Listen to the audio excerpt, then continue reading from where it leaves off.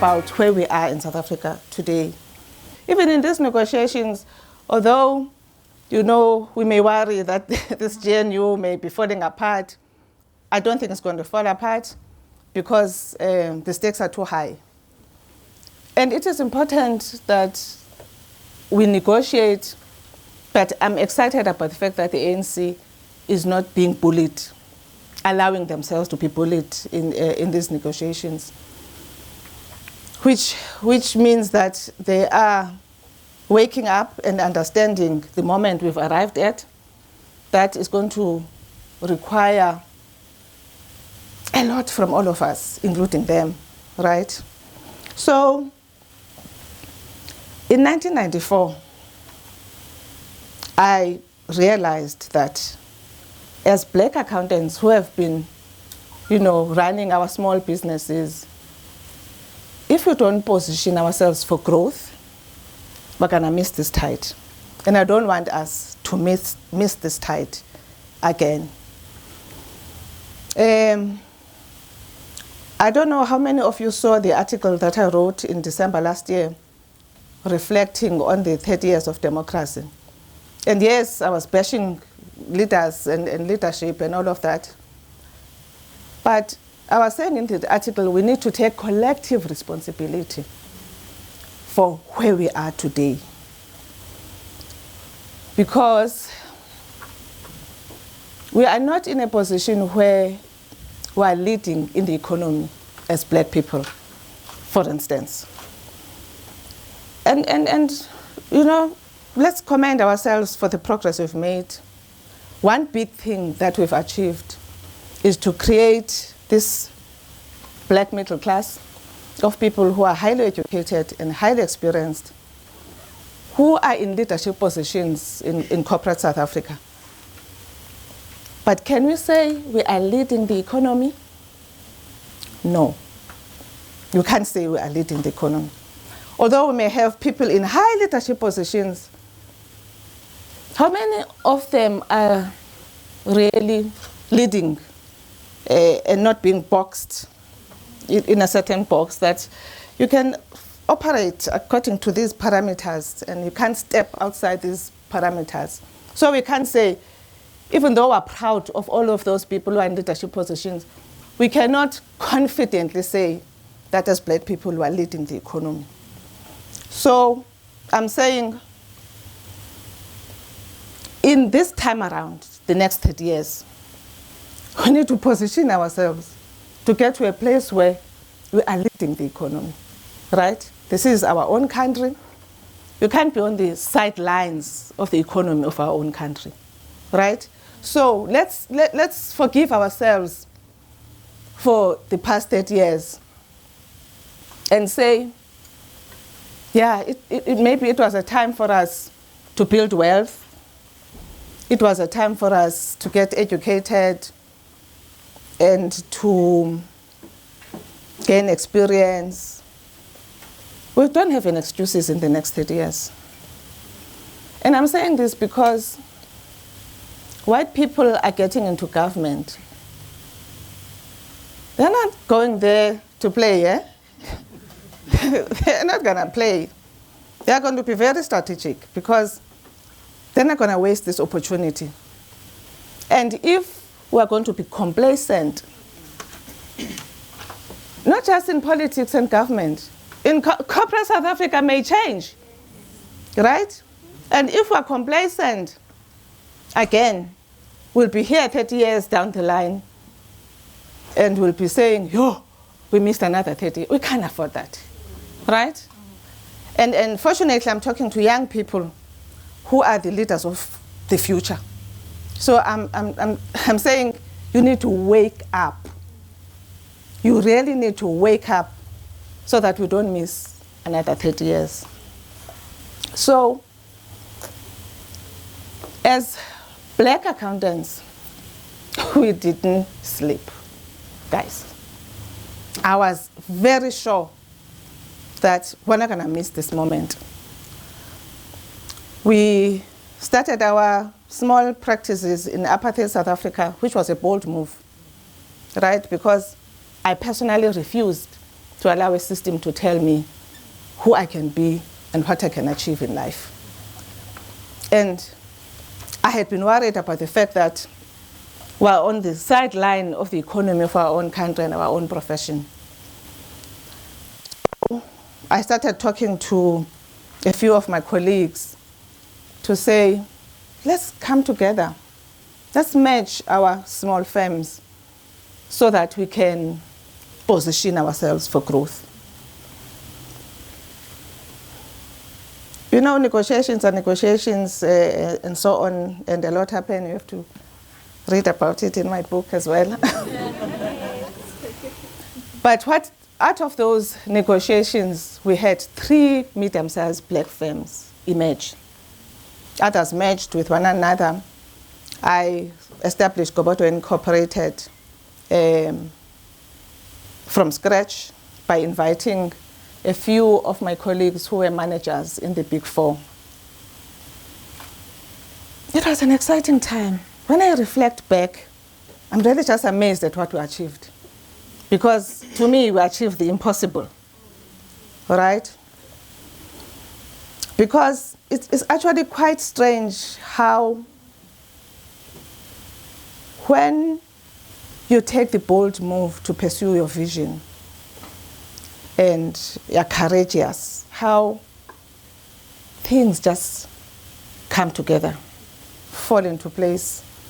Synchronicities that you can't explain. The universe just, opening things up for you that you never even imagined, which wouldn't happen if you didn't take the bold move, right? Because it's always fearful to do something new, right? Come out of your comfort zone.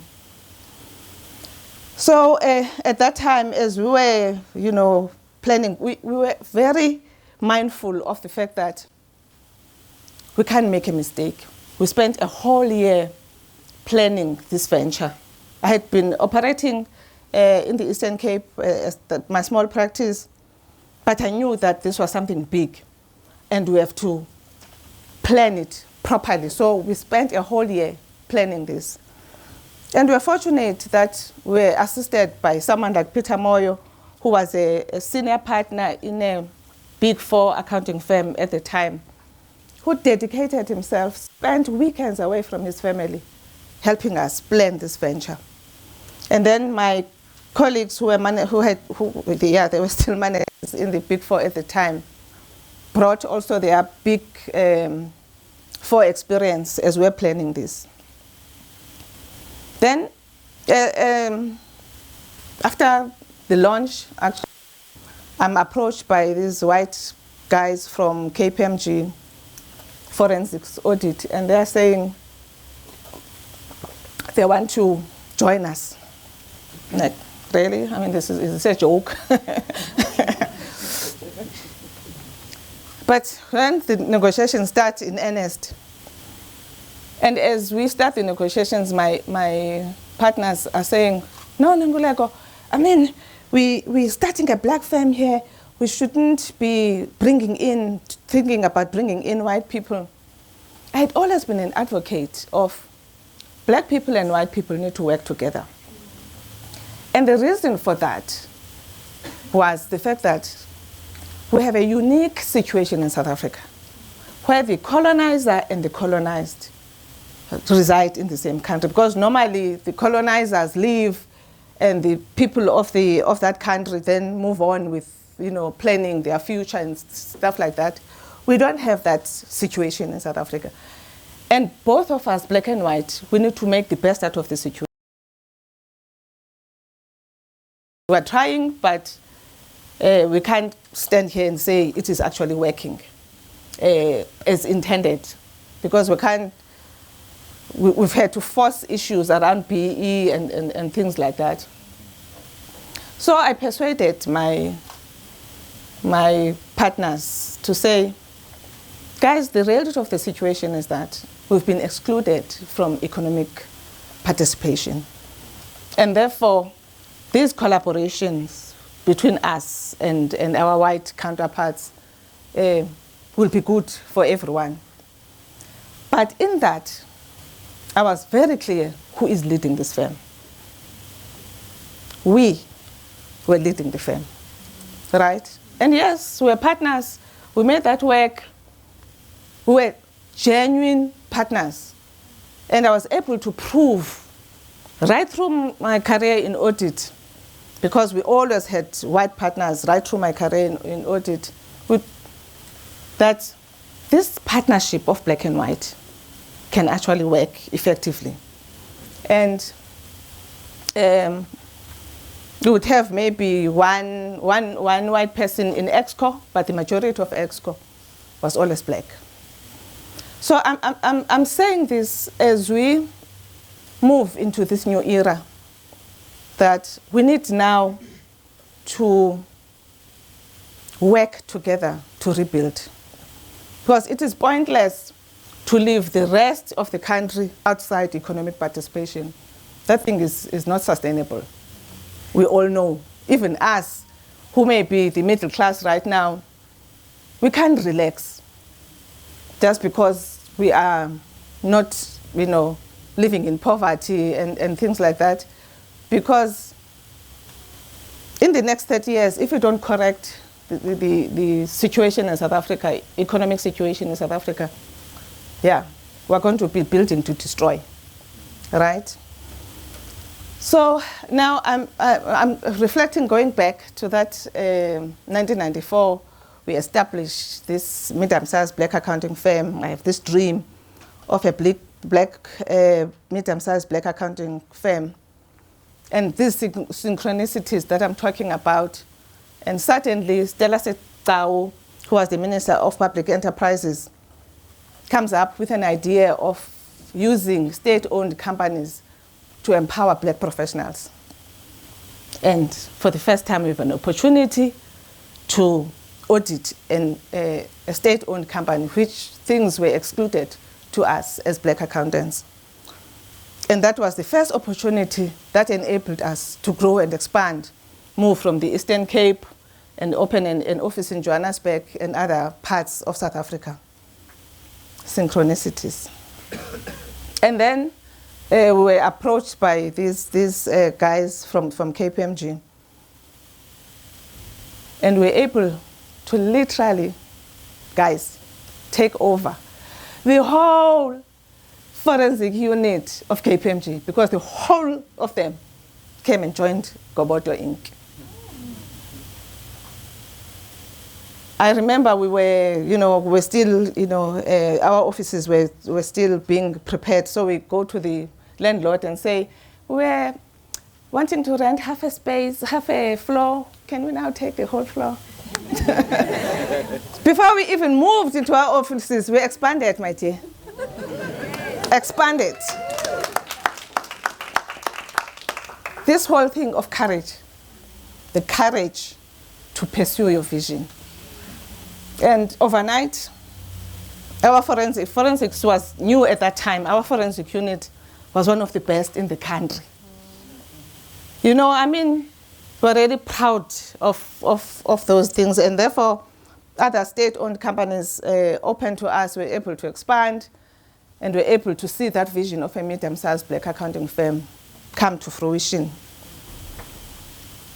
And we continued and continued and continued. I'm talking about seizing the moment. The next phase of our growth came with Sizwe Nzaluba Gobodo. Again, I was that kind of leader who noted the moment. Because what had happened at that time was that the Big Four were now BE compliant. They didn't need us to win jobs in government. And now we're being relegated to subcontractors given 20% of the job instead of the joint auditors that we used to be given 50%. So I was like, if we don't wake up, we're going to disappear. And again, persuaded my colleagues to come together and merge so that, again, we can prepare ourselves for growth. And we can answer this question about capacity. That, no, you don't have capacity, and therefore, we can't give you big jobs. Let's answer this thing, let's deal with it. And therefore, we merged. Now, as we know, mergers are very difficult. They fail. We're taking a big step. We already have our established medium-sized firms that have been going for 15 years. It was fearful to take this step, but courage is always rewarded. Because I remember we were now debating, what are we going to do when these opportunities come up? Because we normally would tender jointly with one of the big four. And I was saying, no, we said we wanted to do big things. We're going to tender on our own. And my partners were saying, what if the market is not ready for this big black accounting firm? Courage again. And one day I get this call from the chair of the audit committee at Transnet saying, Nonkululeko, the board of Transnet has decided to appoint Sizwe and Gobodo as the sole auditors of Transnet. Wow. That was the foundation for our merger, and that brought the kind of success that we celebrate as a country today. And we were very determined that we're not going to fail. And I was that kind of leader who, whenever we faced challenges, that as everybody was wallowing in the challenge, I would have to wake up and say, this is a challenge and it needs to be solved. Because if you don't solve it, again, taking a risk of losing this business that we've started. So you have to be that kind of leader who's always present when there are challenges. I hate leaders who are nowhere to be found when there's a big thing, when there's a crisis, because that is the time that we need leaders to demonstrate and provide the leadership and direction that is needed at any moment in time.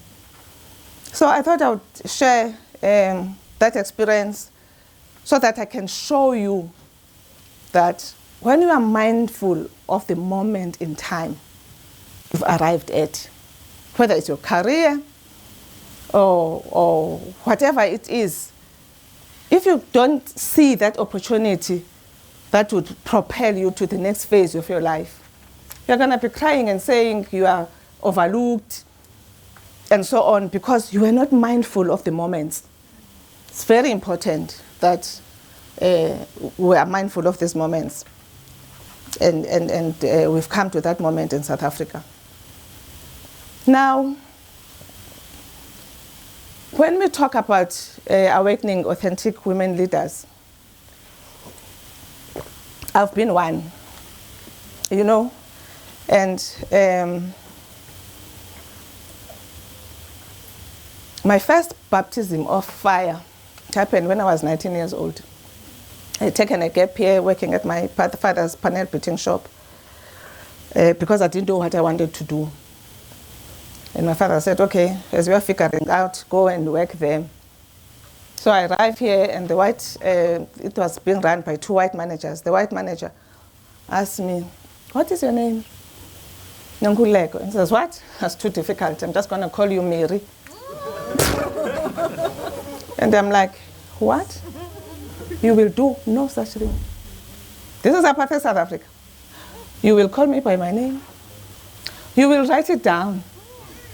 And you will practice it.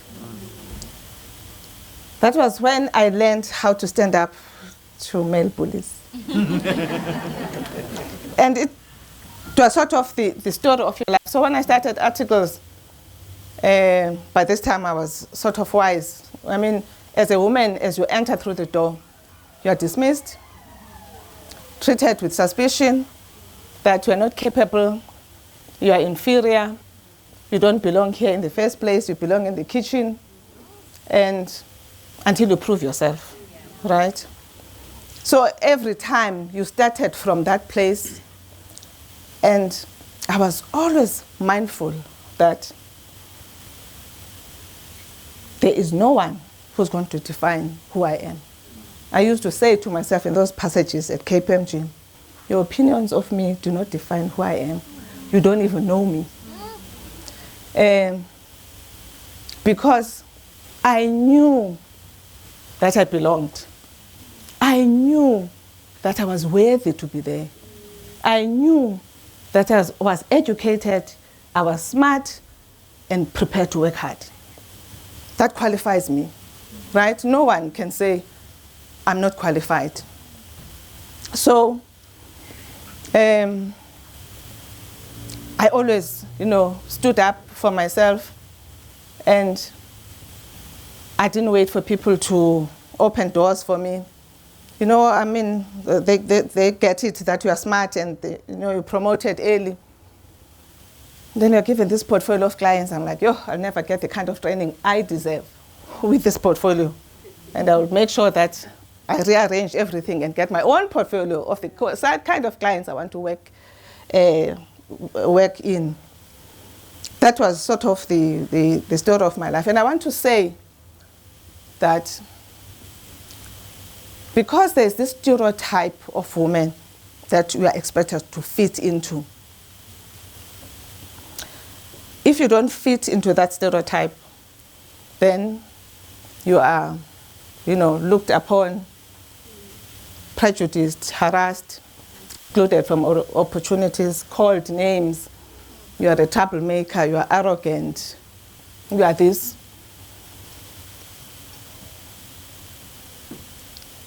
When they do that, women soon read the situation and they opt for self-abandonment, for their own safety, so that they are accepted, so that they fit in. People ask me, so I read in a book that you always stood up for yourself. How did you manage that without being ostracized?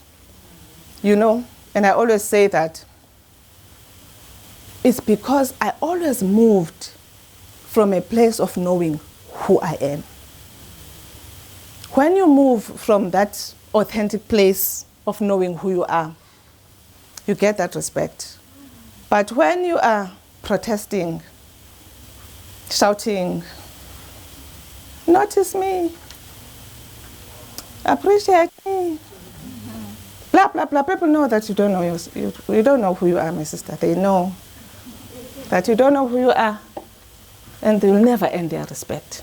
So start by finding who you are and come from that place of confidence, of knowing who you are. And because you know you are worthy. In these corporate spaces, these diversity and inclusion programs that say, they must be made to feel like they belong. My brother, how can that ever work? This is black and white now. Black women, I'm combining everything. How can that ever work? Yeah? That you'll always only believe that you are worthy when someone makes you feel like you belong. That can't work. Because you have to know that you belong. You must know that you are worthy. Then no one has to make you feel like you belong. Right? That's why these programs can never work. Because we're expecting people to make us feel like we belong. Now, I'm saying then, what do we need to do as women? Because there's this notion that things will work out for women when men change.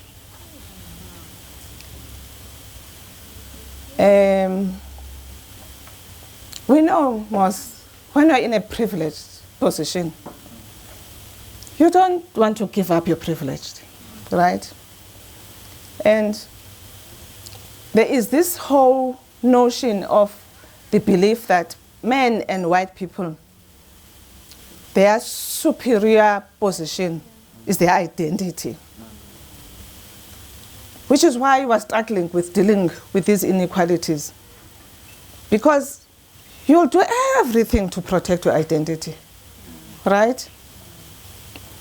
So we are dealing with that big barrier of this issue of identity. And therefore, I'm saying, as women, there's nothing we can do about changing people's minds, right? But what we can do is to change ourselves. And so as we are grappling with this topic, let's find ourselves and understand that when you grow up in a society that says you are inferior, you are incapable, at some level, you start to believe this. That's why you walk in these spaces and think that they believe also that I'm being done a favor, which is why you opt for self-abandonment. And understand that we also have these limiting beliefs of believing that we're inferior. And therefore, we have to do the homework. I'm talking to black people as well, of undoing these beliefs within ourselves. And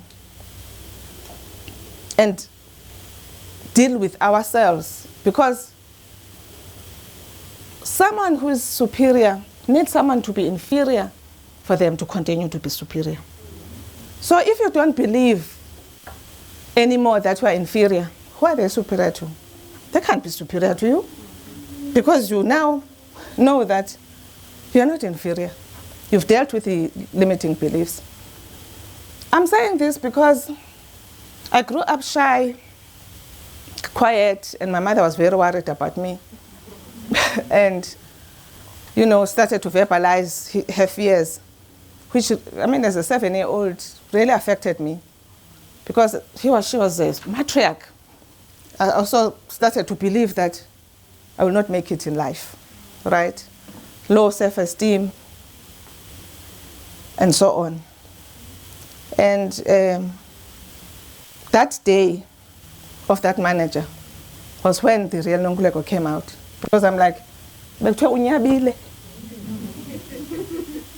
is this one? Where was this one all along?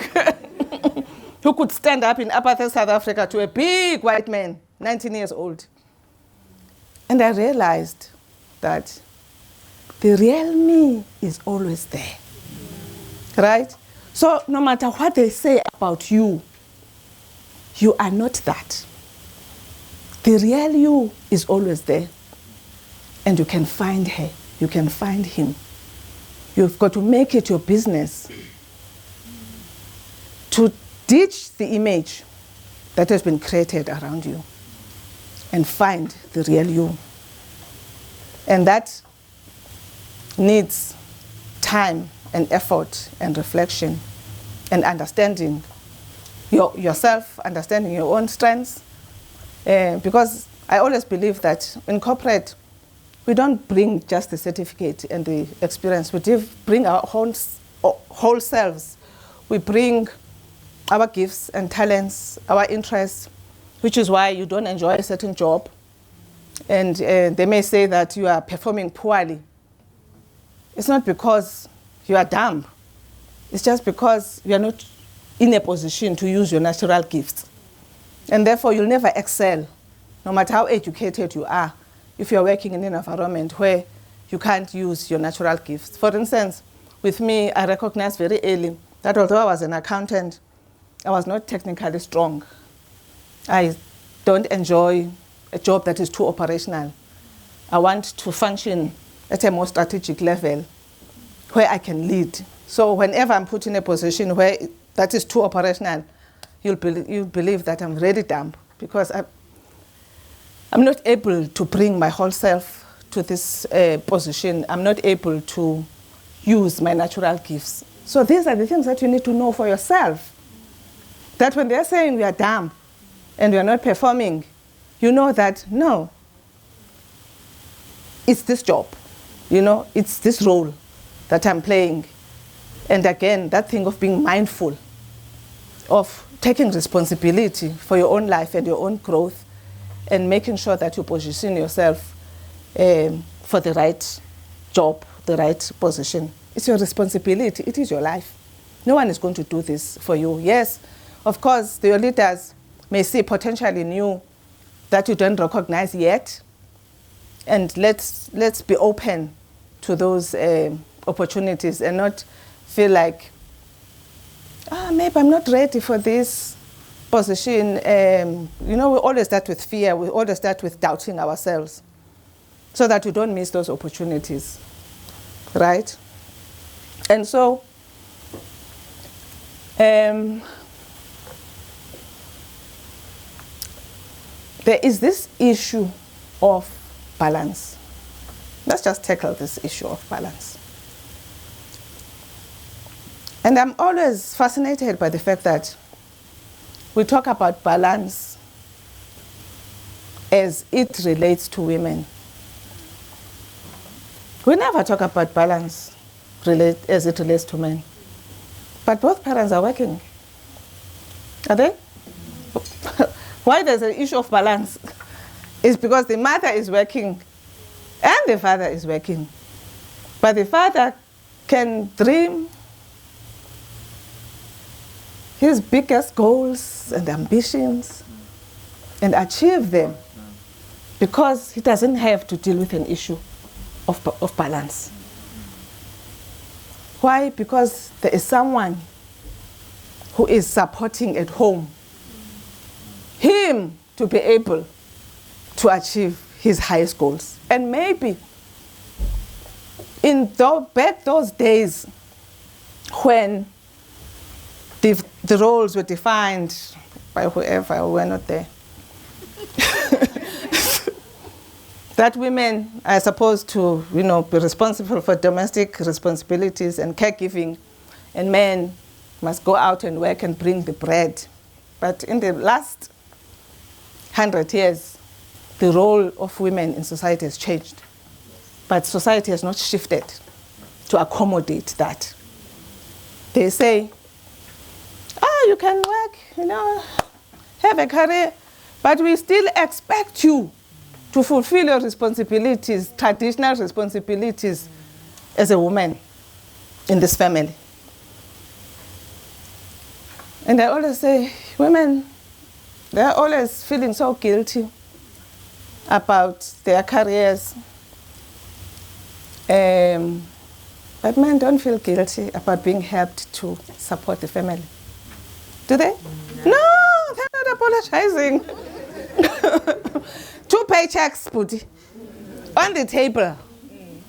But now I must diminish my own ambitions because society expects me to fulfill that role.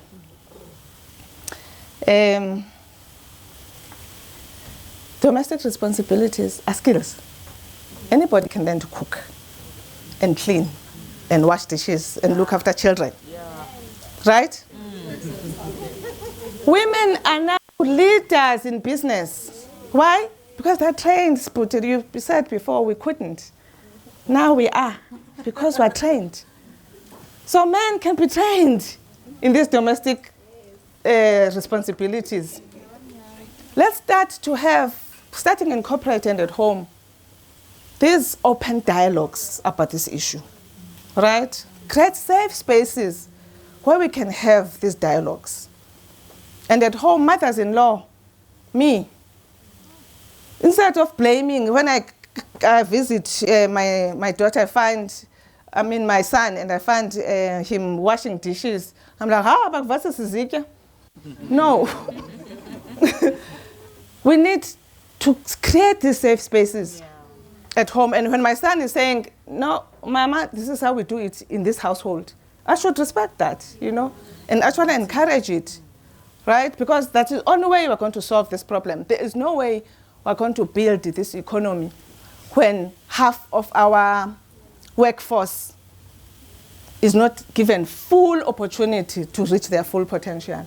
We're always going to be having this half a cake because what we want is to expand the economy, to bake more pies, bake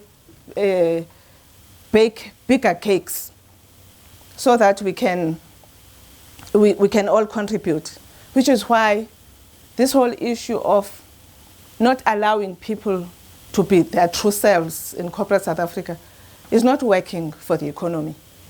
Because if you are bringing half yourself to the job, how can you reach your full potential? How can you expand the pie, right? So it's very important that we have these dialogues. So I'm glad that, in this room, we've started this conversation together.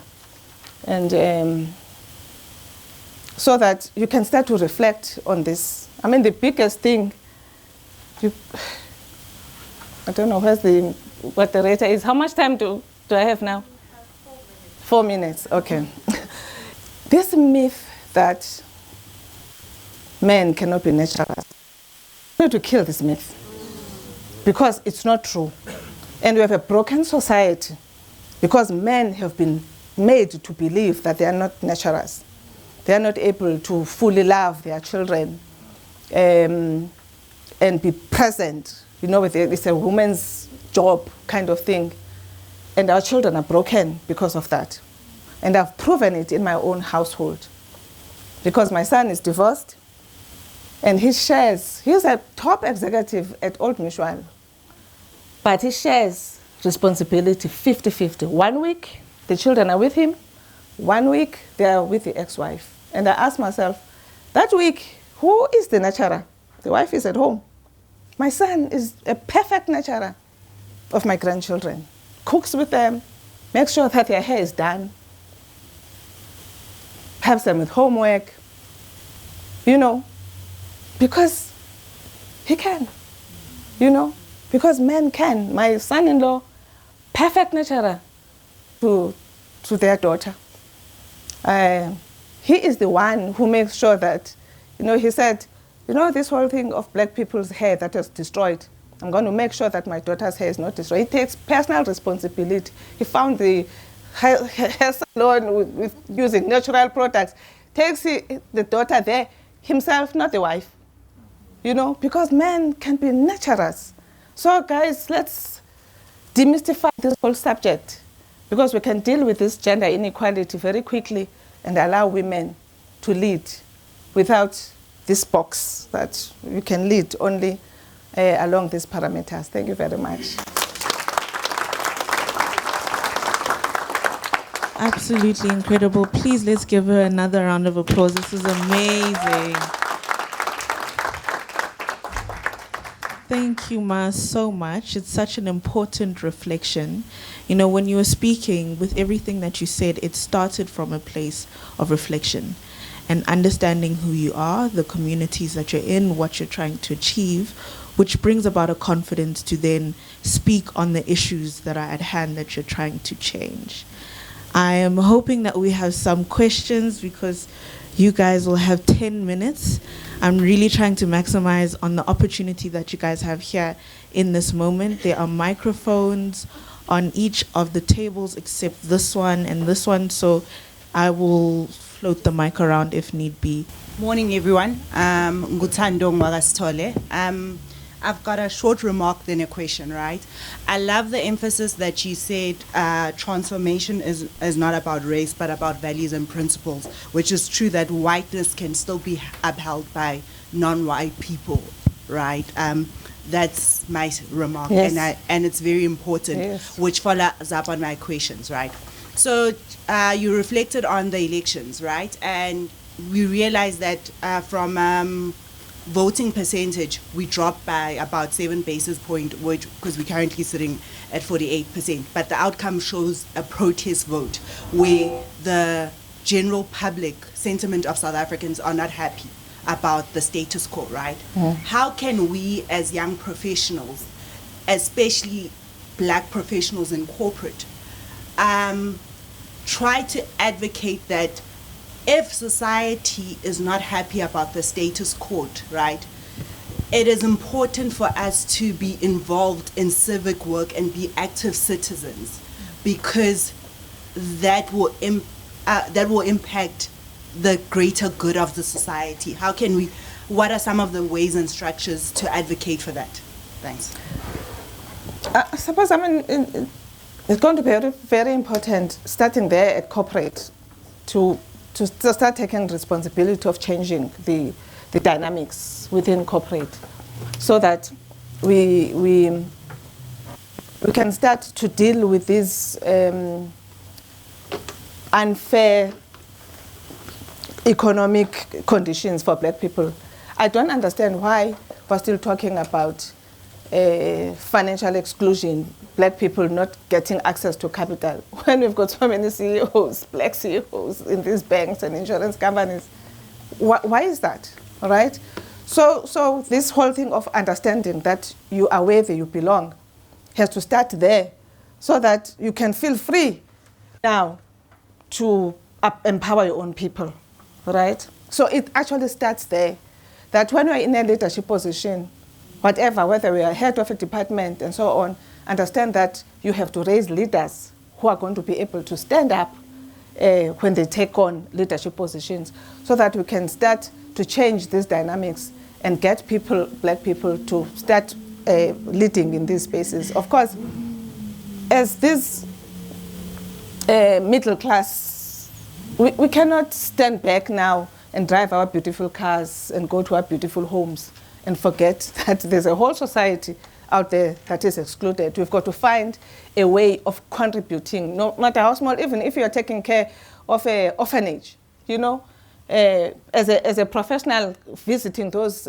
young kids, they can see that, oh, as a black person, I can also be like Usis so-and-so or Ruput so-and-so. There is something that you can do in your own village, everywhere. So for us to change this society, it's going to take us. We are the leaders now who must actually do that. Thank you so much, Ma. Can we have our next question, please? Thank you so much. My name is Dimagato Sowane. I'm a lawyer by profession, civil society activist, and I'm multifaceted in many areas. I just wanted to comment on one thing that you said, that the young generation are not awakened to their power and not really authentic. I would say in the past 15 or so, 10 years, we have seen a rise of authentic young women and men in the corporate space. And I've always struggled in terms of how we can reshape and disrupt the corporate dichotomy that has happened throughout the years, in the last 30 years. And how do we shape it moving into the next 30 years? That being, when you're authentic, you are somehow labeled as bold, disrespectful. You're now acting like a man. I think most of the time I've been told that I'm acting like a man, and it's I should be feminine. And for me, I found that it was a way of trying to delimit me, silence me, and not provide me an opportunity to boldly take a stand. I've been one of the few young people who are nominated also for the Dear Young SA young leaders in South Africa for challenging the political arena. Being corporate will not and does not limit us for taking that. And how would you, in your corporate years and experience, continue to advocate for young women like us who are trying to navigate the dichotomy and changing the feel of corporate and allowing us to be authentic in our real self? I mean, we're dealing with self-interest here. Again, that whole issue of privilege, right? Because what actually happens is that when you have been told that you are superior and you see this as your identity, when you see now a woman or a black person who is confident, who knows who they are, your whole identity feels threatened. Uba, haibo, You have to stay in your lane, you know. You have to be down there so that I can remain superior. That's what we're dealing with. Because certainly your identity is threatened now that if so-and-so is so confident and so smart, smarter than me sometimes, who am I then? Those are the dynamics that we're dealing with, right? And so, which is why we need these, create these safe spaces, right? So that we can start to deal with this, because who I am can never diminish who you are. It can never, right? Because I'm my own person, you are our own person, we are here to contribute.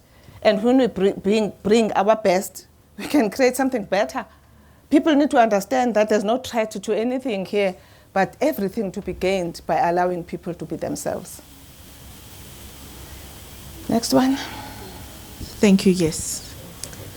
Good morning. I am Ketio Nene. I'm a CASA trainee at Deloitte, but what I care about the most is my civil society work. I run a gender-based violence foundation.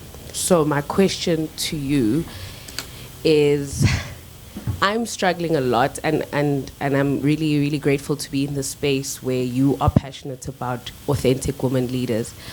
I'm struggling in the space of collaboration to achieve greater impact in civil society with other women. There is an underlying issue between women that raises unnecessary competition, unnecessary meanness, and like I call it like mean girl vibes. And you know, I notice it everywhere where I go, even today, standing in the queue, coming here, and you just like the makeup, the looks, and they just act like they don't see you. Like there's this thing, and I don't get it as a young woman. I really don't get it, because everything I've been raised to see has been great, effective collaboration of women, black women. So my question always comes with self-introspection. What would you say are the limiting issues we have as black women to collaborate amongst each other? Because I want to do that inner work for myself before I start pointing at whoever else's problem is. But it's something that has threatened the success of many initiatives that I drive, and threatens my ability to trust someone else with my vision, because I feel like there's always the self-interest that's embedded in people pursuing things in collaboration. You know, this issue, it really always just worries me, you know. But it's a product of our society. Human beings, by nature, they want to survive. They want to feel safe. And so we start to behave in very strange ways as we try to survive in a society that is very hostile to us, right? So those are the unintended consequences of unfortunately, this society. And I don't know, it has to start even at home. You are young, you know, you are starting families, and we've got to start to raise our children differently. Because maybe there's a lost society that we can do very little about. But, you know, you as mothers and fathers, there's a mother and father in a family. So why do we have these men in corporate? They were raised by mothers, right? I think that's why it has to start. But right now is this whole thing of self-reflection, right? Understanding that you're not a victim of society. You're not a victim of people. You're not a victim of anything. And therefore, let's get out of the victim mentality and then trying, you know, strategies to survive, which result in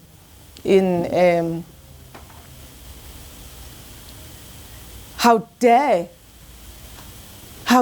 you are courageous enough to see yourself solving these problems. Let's wallow here, all of us, you know, let's wallow here and be small. And how dare? That is the problem, you know, because that's why you are called names. That's why you're excluded, because you dare to challenge the status quo. Instead of succumbing, let's just all succumb, and die here, all of us. Thank you. Thank you, Ma. Next question. Okay. Thank you so much, Dr. Gobodo, for your story earlier on. Really inspiring. Mandisa, and I'm a founder of an organization called Safeguarding Africa, and we work with child protection and safeguarding. Oh, wow. And my question is actually around the work, what you said about balance between men and women. And I think things have changed, are evolving a little bit. More and more women are choosing to have children later, or not at all, because we want to be founders of organizations and do the work we want to do, and we are aware of the sacrifices that come with having children or having a partner,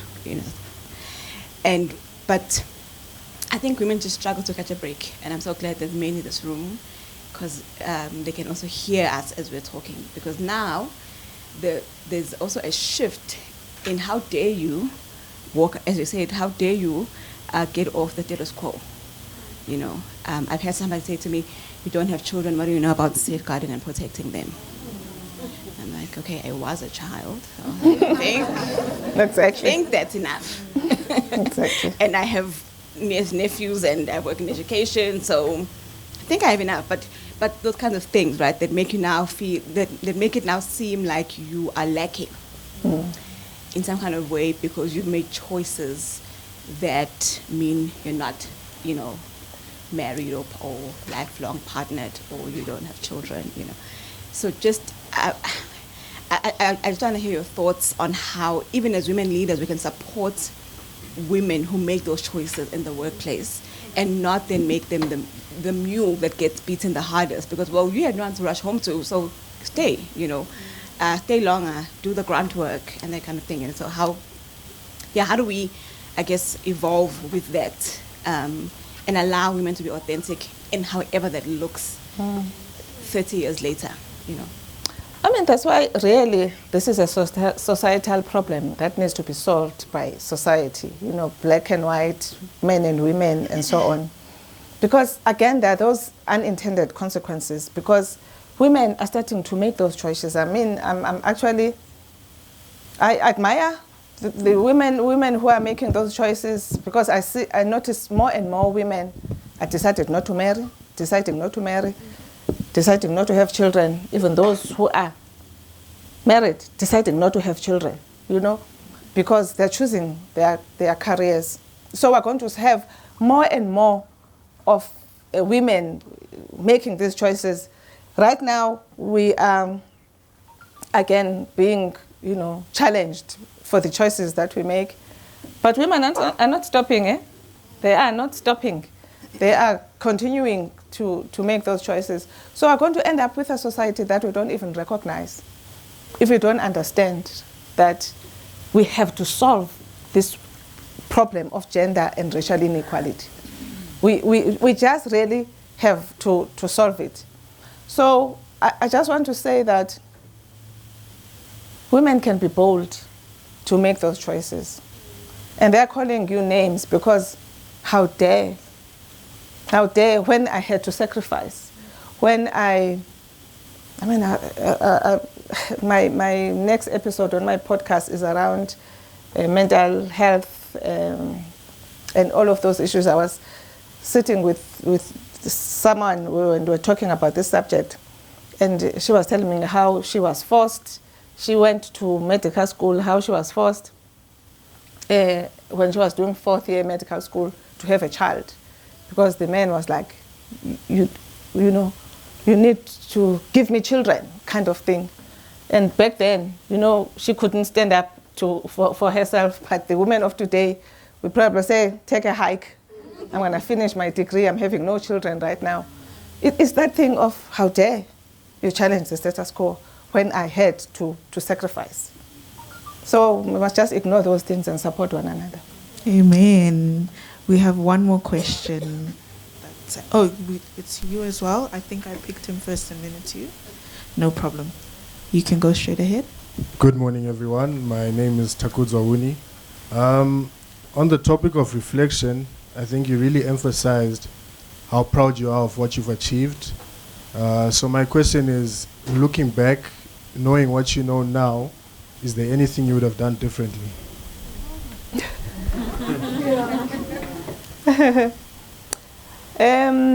No, you make many mistakes as a leader. I think, especially around people.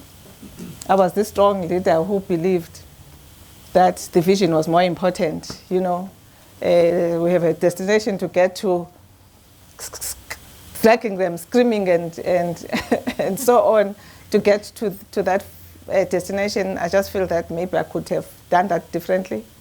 I could have been more patient and allowed people, because I mean, it's your vision. It's intimidating to them. You believe it, but you need to make sure that you bring them along until they also believe and have the courage. Yeah. Just how I led people, I could have done better sometimes. But later on, I realized reflection again and started to change my ways. Yes, my dear. Thank you so much. Good morning, everyone. Mama, I'm such a fan of your work. I'm 22 years old. I'm still struggling. I'm still juggling into the corporate space. One thing that I've recently experienced is I've been demoted from my position because they are saying I do not know how to master my emotional intelligence. So I need an advice on that. So it's a matter of now I've been given a chance to prove myself on how can I conduct myself. So what would your advice be on that? Thank you. Yeah, it's this issue that we're talking about of you have to fit the stereotype and so on. So I would say that even as we stand up for ourselves, we need wisdom, right? And wisdom for me is not self-abandoning, right?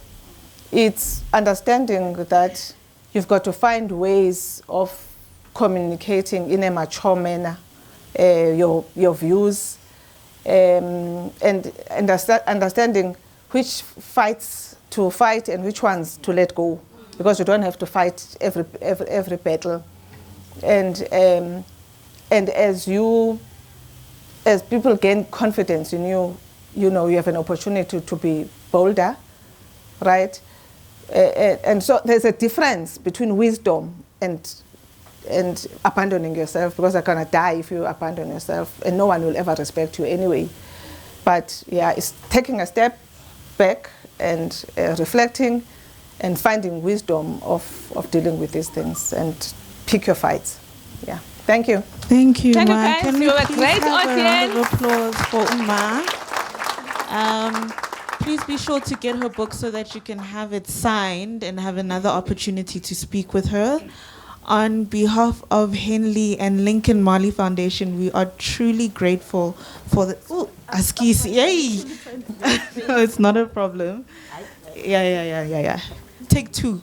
Thank you so much, Ma, for the opportunity of your time and the efforts that you put in. I'm sure we will truly take this away as a moment where we've learned from a giant, and we'll take this with us. Thank you. So thank you so much. Thank you, guys. Thank you. Thank you, everyone.